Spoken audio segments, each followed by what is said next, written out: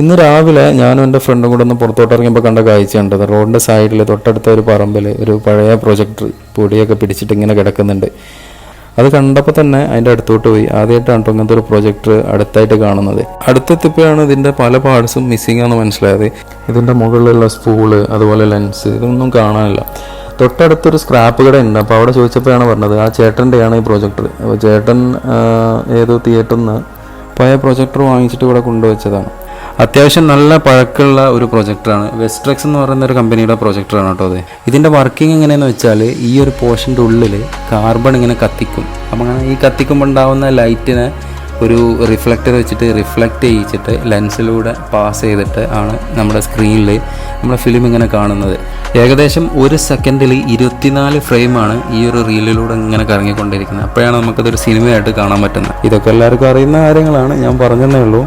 പക്ഷെ എന്തൊക്കെ പറഞ്ഞാലും ഒരു കാലഘട്ടത്തിൽ ഒരുപാട് സിനിമകൾ നമുക്കിങ്ങനെ കാണിച്ചു തന്നിട്ടുള്ളൊരു പ്രൊജക്ടറാണിത്.